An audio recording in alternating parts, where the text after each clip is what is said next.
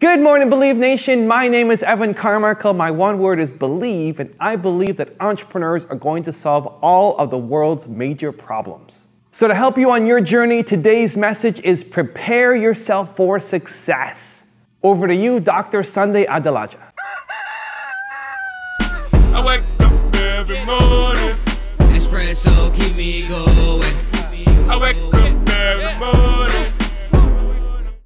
Success is possible, success is a reality, but the fact is that only people who are well prepared get the blessings of success in life. You know, it's like life is not fair. It's in some extent, or in some cases, if you look at it just from the surface, and you think that you see some people who are making it, some people who are doing a good job, some people who are really making it in life, and you think, what makes these people better than the other people? And it's like there's not really any much difference, but really, there is a difference. If you see anybody that is truly making it, that is really doing a good job, it is only because he's done something right. And the major condition or the major thing that a person like that has done right is that they have gotten themselves prepared for the success that they now enjoy. Opportunities come only to people who are prepared for them. If you are not prepared for opportunities, you will never see them. You will think there are no opportunities around you. People complain about the countries they live in. People complain about their leaders. People complain about their environment. And they all complain that there are no opportunities in their countries or in their cities or from their leaders. But really, even in those countries, even in those cities, there are people who are having opportunities, who are, being entrusted by life, by great positions of opportunities, because they are prepared for them. So if you want to be successful, you have to do the work to be prepared for it when it comes to you. Success doesn't just land on your lap. Opportunities don't just open themselves up to you. You have to do the work. It doesn't come by just sitting on the couch and dreaming and thinking and hoping that something's going to happen to you. It happens because you are out and you are preparing and you are doing the work. So as an example, I look at Lily, who was one of my salsa instructors, still is, and I offered her a full-time opportunity to quit her job and start her own business as a new potential speaker with me. And I paid her to leave her job so she can start this opportunity. So she's getting paid to leave her job, she's getting mentoring from me to launch her own business. And a lot of people would think, well, how do I get that opportunity? How do I get that chance to do it? You're so lucky that you get this thing that nobody else gets. But she did the work to prepare for it. She was putting in hustle and energy and heart. And from one of the first times that I met her and had our conversation, I said, I want to do something with you. We're going to figure out a way to get some kind of business to happen together. And she might have thought I was crazy the first time that we had that conversation. During the meeting, he told me that he really liked me and he wanted to start some sort of business with me. So my first thought was, wow, he is so nice. And what an amazing confidence booster for me. But she worked at it and she prepared and she put in hours and effort consistently. And that's the difference. If you look at anybody who's had major success, look at anybody who you look up to as an entrepreneur, as an athlete, as a singer, whatever you aspire to do, there is always a ton of hard work that goes alongside it. You will not get the success you're after by just sitting on the couch. And when an opportunity does come to you, you have to say yes to it. Before I offered Lily this position, I actually offered a different position to somebody else, to a guy who I was going to start a marketing agency with. And he said no. He said he wasn't ready to quit his job. He didn't jump on that opportunity. And so I had the space to offer to Lily. If he said yes to that opportunity 3 months sooner, I wouldn't have been able to give it to Lily because my time would have been taken up. But he said no, he stayed on his corporate path, and Lily said yes. So when those opportunities come, and when they're scary, and when you're not sure how it's going to work out, do you seize it or not?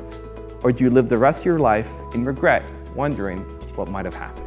So the question today is, I'm curious, what is the thing that you are doing consistently to prepare yourself for success? How much are you working on your dream, on your goal, every single day to make sure that it happens? Leave it down in the comments below. I'm super curious to find out. I also want to give a quick shout out to John Jenkins. John, thank you so much for picking up a copy of my book, Your One Word, and making that YouTube video about it, man. I really appreciate it, and I thank you for the support. I'm glad you enjoyed the read. So thank you guys again for watching. I believe in you. I hope you continue to believe in yourself and whatever your one word is. Much love, and I'll see you again tomorrow morning for another shot of espresso. I wake up every morning. Espresso, keep me going. I wake up about 4:30 and 5, and between 5 and 5:15, I am working on email, catching up on news, looking at the blogs, looking at the different opinions. Because people just don't sleep. I mean, they're working 24/7. Somewhere around the world, people are awake and working. So you're always constantly being bombarded with requests, information, or just sometimes news. And so in the morning, I wake up and I, take care of my mind.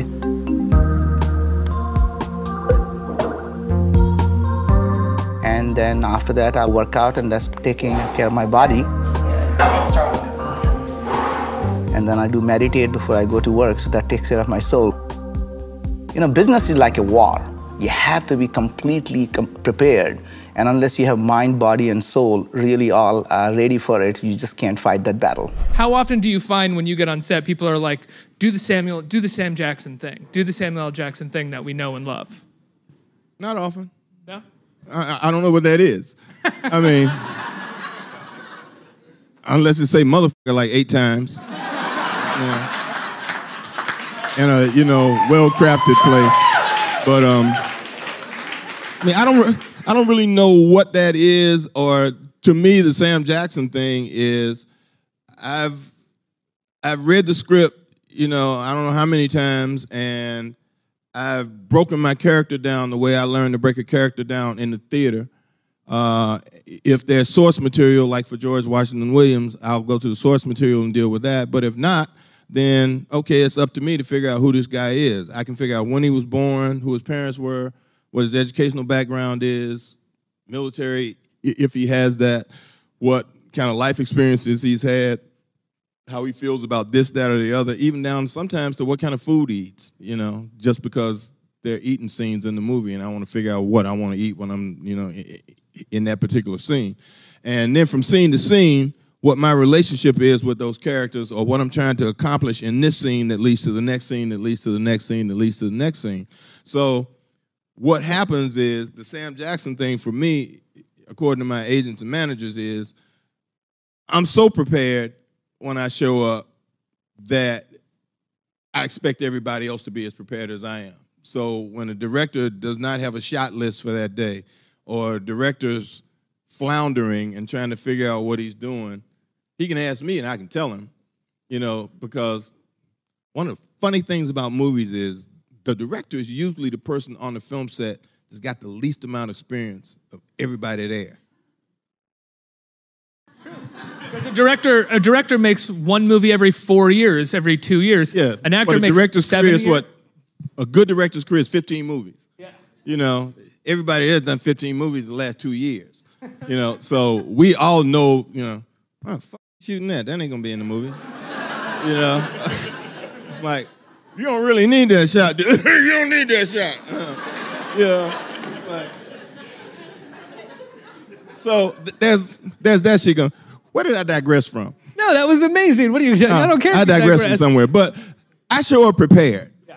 So to me, that's the Sam Jackson thing. When you hire me, you've hired an actor who's going to show up, who's going to know his lines, who's going to hit his marks, and do his best to make the other actors around him better. Absolutely. I'm not going to call shots for you, and I don't expect you to give me a line reading.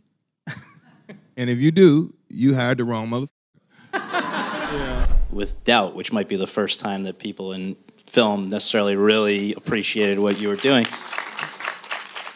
Your preparation for that was astronomical, amazing. And so as the last pre-help question, if I can just ask you, just to show the kind of work that you're willing to do for even, I think it was 8 minutes of screen time, which was deservedly rewarded with an Oscar nomination. But I mean, that is not a ton to work with, and yet you made the most of it.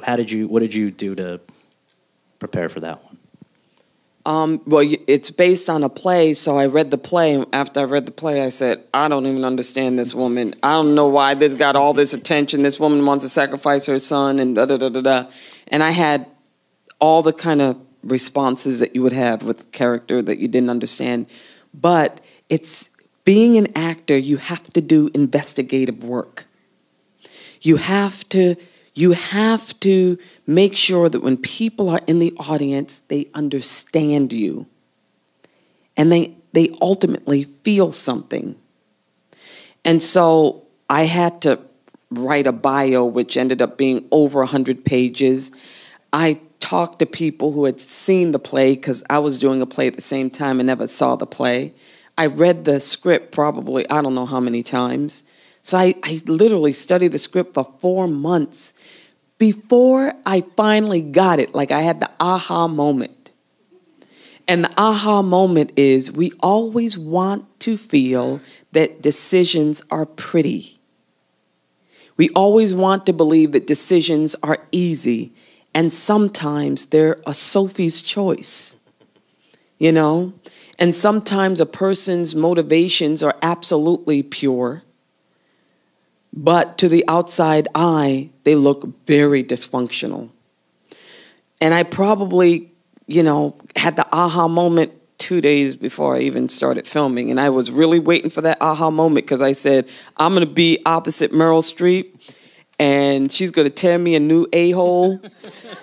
And I do not want to look bad. So, but I had that aha moment. But I did my work with that. I can't emphasize that enough, because I never want anyone to dismiss my talent. Listen, I may get up on this screen, and there are times when I may stink, because it's occupational hazard to not always be good. But I never want anyone to say that she's not an actress.